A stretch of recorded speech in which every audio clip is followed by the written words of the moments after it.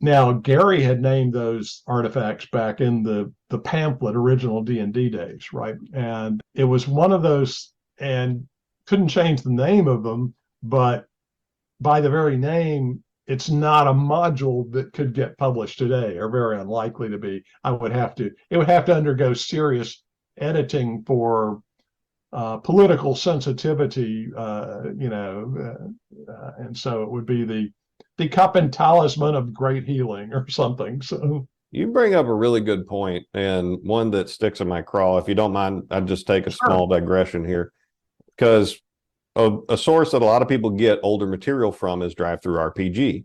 Well, on virtually any product listing for Dungeons and Dragons prior to today, year zero, Wizards of the Coast made sure that there's a disclaimer in there calling all the legends, the men on whose shoulder this industry was built, racist, sexist, bigot, homophobes, they're haters, and we apologize for what they did, and we're going to do better. I've met a bunch of y'all, and I don't see how that applies to any of you. And from reading gobs of your material, I haven't seen it there. And frankly, I'm insulted, and I harbor this grudge against Wizards of the Coast and Hasbro for demeaning the name, for trying to disgrace the name of great men like you, who inspired all of us with some bullshit. By the way, you can cuss in this interview if you want. No, yeah. I share some of your feelings towards Wizards, the corporation. I've got a friend that works there who's a very nice fellow, but as a corporation, they seem to be ignoring their audience, the players, and I disagree with a lot of things they said.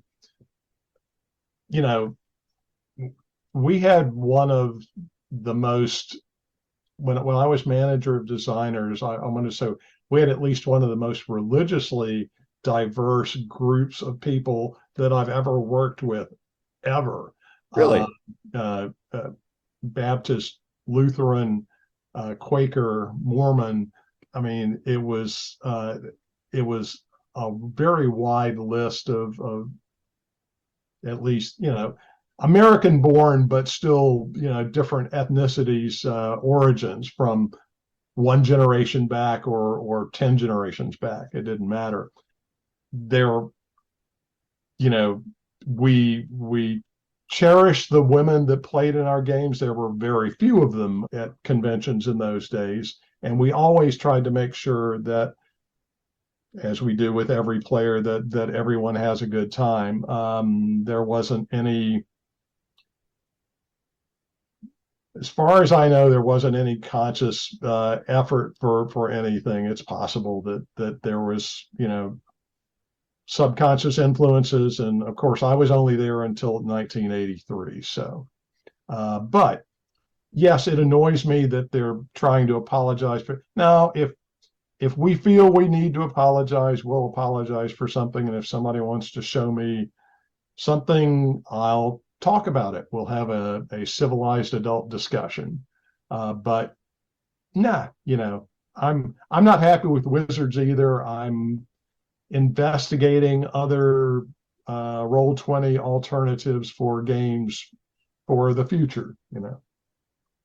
Good to know. Good to know. And when I was reading through Day of Al-Akbar, I've been to Morocco, spent a lot of time in Baghdad, been to Turkey many times, got married in the Hagia Sophia, studied Arabic, the history of North Africa, the Near East, Middle East, all that's very interesting to me.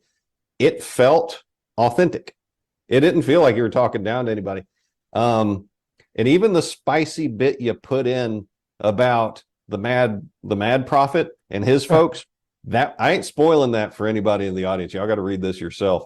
Or if I do a review of it one day, which I probably will, this was a really interesting read. It's authentic. You didn't make it up. And like Zeb Cook's Oriental Adventures, that was a very respectful treatment of all the material. So thank y'all for introducing us to stuff like this and to help us see different ways of doing things